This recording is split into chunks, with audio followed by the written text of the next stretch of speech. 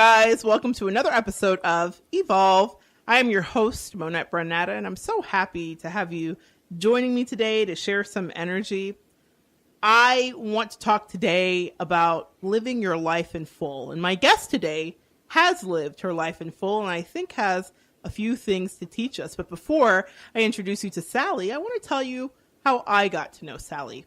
I grew up in a town that was predominantly Caucasian, and if you've been listening for a while and you know me, I'm sure you can imagine that I may have been a peculiar sight in that environment. When my friends' parents didn't know what to make of me or outright instructed their children to cease having a relationship with me because it hurt their business simply because of my color, my guest today took a decidedly different stance. She not only welcomed me into her home and life, but she gave me the opportunity of employment at her place of business. She could have stopped there, but Sally is not one to do things halfway. She instead spent time with me and mentored me, explaining the way the world could be for me, no matter my gender or race.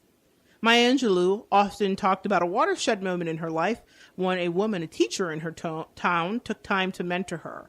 She would have her over for tea and lemon cookies, and they would while away the afternoon in conversation. Well, for Sally and I, it was bagels and lox. Sally has always had good taste. She planted seeds in my soul that have manifested into beautiful fruit, all because she didn't subscribe to the atmosphere that I was born into. She shifted my paradigm by simply refusing to accept societal norms, and she shifted her paradigm by simply refusing to accept the societal norms that she was born into. She was and is a maverick. You create the life you want, Monette, and you can have whatever you are willing to work for, period.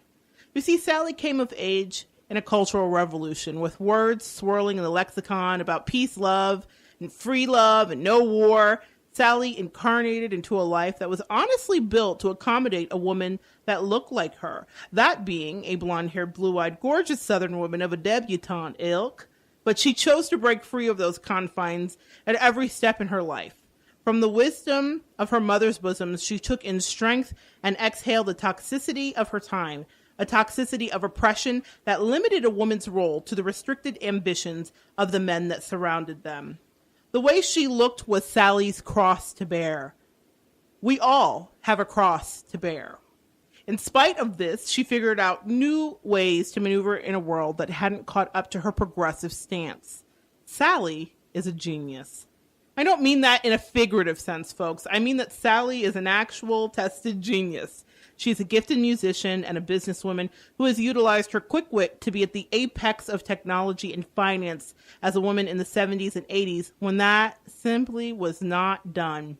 With her child strapped to her chest, from the boardroom to the laundry room, Sally has been ahead of her time.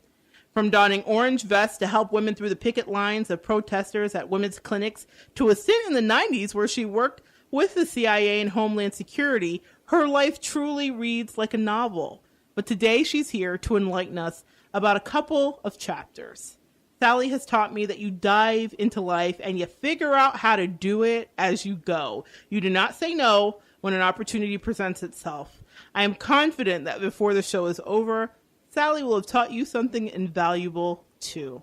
I'm so grateful to have you here today, Sally. Oh, good afternoon, Monette. How are you? I am feeling fine, feeling froggy, ready to go. Let's do it. All right. So to say that you grew up in very interesting times would be an understatement.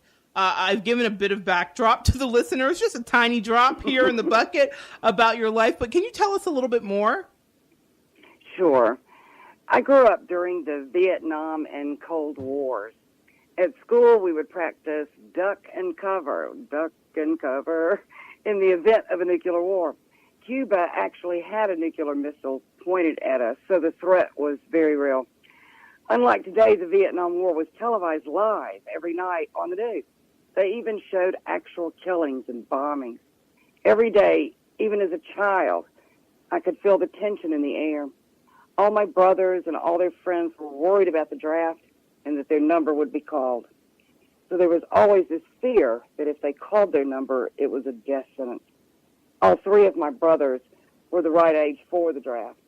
Those days of waiting for the numbers to be called on TV now reminds me of the Hunger Games, you know, when they pulled the name out of the bucket. Right. This was also the time of the Civil Rights Movement, the marches led by Martin Luther King, then eventually his assassination. President Kennedy and Jackie were our hope. His assassination was one that everybody remembers where they were when he was killed. Then his brother, Robert, our next hope, to see him shot. It was devastating. But those three instilled the seeds of hope. They taught my generation how to do peaceful marches and sit-ins. And now the beatniks were called hippies, and the numbers grew and grew into a huge movement. Then there was the daily reporting of investigations into Nixon and Watergate and eventually his impeachment. But during these daily visions of wars, civil rights marches, and assassinations, my cousin married this modern artist who was also the only beatnik that lived in our town. He would pick me up at least 3 or 4 times a week in his beat-up VW van and take me to his huge, messy art studio. And for hours I would sit still while he painted my portrait and explained to me the modern art paintings he had created. I was only 4 or 5 years old when all of this started, but he explained it in a way that modern art actually became one of my lifelong loves. A few years later, the good stuff started. Hippies, Woodstock, Haight-Ashbury, sit-ins, the feminist movement, civil rights movement, the end of the war. It was a very exciting time. Wow, that reads like a novel. I mean, it sounds like a novel. It's amazing. How did growing up in that environment shape the way that you saw the world? Well, I think my childhood was different from most of my friends. My mother did not shelter me from anything. She explained in detail so I would understand what was going on. I got to watch the news. I got to hang out with a beatnik. I remember when I started kindergarten, I felt different somehow. But unfortunately, I knew I couldn't express my feelings to anyone or would get into trouble. I had to keep my knowledge a secret. I realized quickly that all my friends were sheltered. They had not been allowed to watch the news. They were told beatniks and hippies were the scum of the earth, and Martin Luther King was just a troublemaker. Wow. In my town, I know, in my town it was considered normal that blacks had separate water fountains, that they were not allowed to eat in the same areas as whites in restaurants, if at all. Even at our movie theater, blacks had to use a separate entrance that took them to the balcony. That's the only place they were allowed to sit. Wow. Because of my mother, I know. Because, though, of my mother, I had been shown and explained everything that was happening and that it was wrong. You see, my mother's best friend was black. She had to keep that a secret from the rest of the world, so even though she and Lena went on fun outings all the time, Lena still had to sit in the back seat while Mother drove. Mother also explained to me what was going on with the marches, the civil rights movement, all the gory details of the Vietnam War. But again, I knew that this knowledge had to be kept a secret, or she would be considered a bad mother, unfit parent. If you don't mind, can I tell you one of my mother's stories about how I was taught the awful treatment of women? Yes, please. This one day, I saw my mother crying. She told me that one of her best friends had been hanging curtains when a car pulled up. Several men jumped out in white coats, pulled her off the ladder. She ran, but was tackled and strapped into a straitjacket and taken off to the insane asylum in Milledgeville. That was the most horrible, nasty, largest asylum in our country. If you Google it, you'll just faint. Anyway, I asked why. And she told me that if a man got tired of his wife, and this is for any reason, he could be having an affair, he could just be tired, he could pay a doctor in town to sign off on her being crazy. And back then, it only took 2 signatures to commit someone. I was still only around 6 or 7 and didn't completely understand what had happened to her friend. I mean, I was just too young to understand.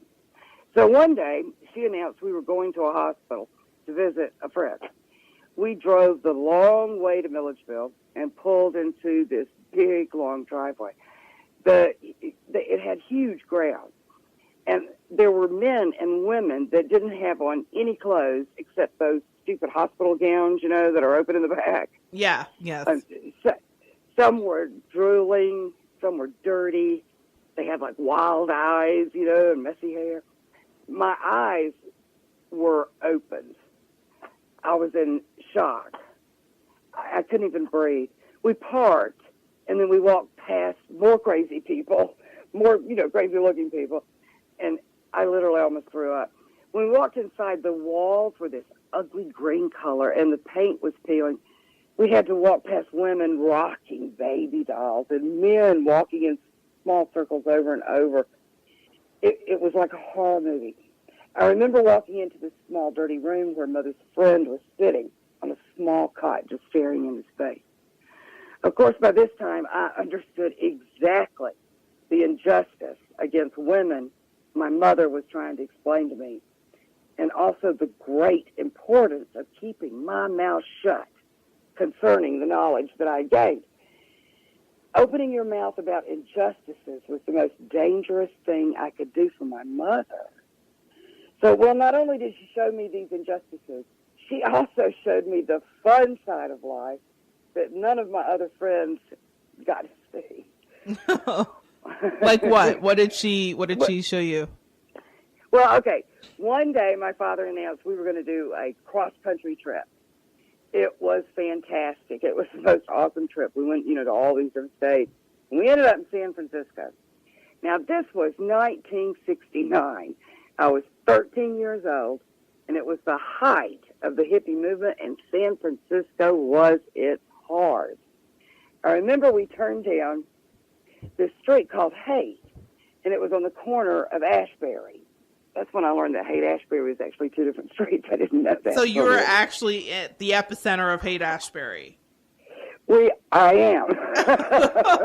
That's crazy. I know, and I'm 13, you know, which is extremely cool age. So, anyway, Mother started begging, you know, to get out of the car. She and I to get out of the car so we could, like, go shopping and look at the hippies and stuff like this. But my father, he was, you know, part of the majority. He thought hippies and beatniks or whatever were the scum of the earth and dangerous. So he yelled for us to roll up all our windows, lock the doors, and he went as fast as he could out of there to the hotel.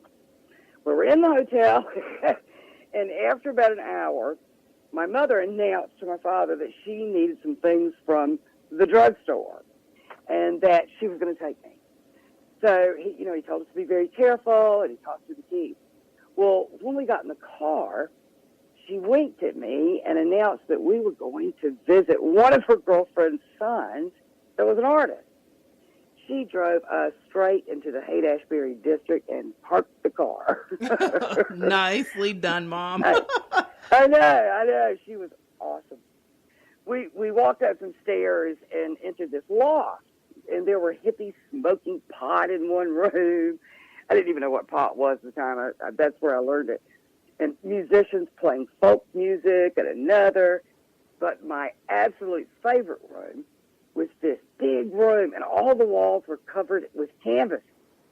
There were men and women totally naked, pouring buckets of paint all over their bodies, and then throwing themselves up against the wall to create art. Yes, yeah. I love it. I was mesmerized and so excited. I mean, who gets to see that at 13, right? We stayed about an hour roaming from room to room when Mother said it was time to leave. And this is what killed me. When we got in the car, she, in a very serious, strong voice, she said, "You are never to tell anyone what we just did." And, you know, I never did until about a year ago, until they were way past, you know, being deceased, and it didn't matter anymore.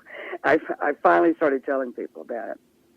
So anyway, that was some of the fun side that she told me. That's amazing. And what an amazing mother, and a progressive mother for that time, especially because you're growing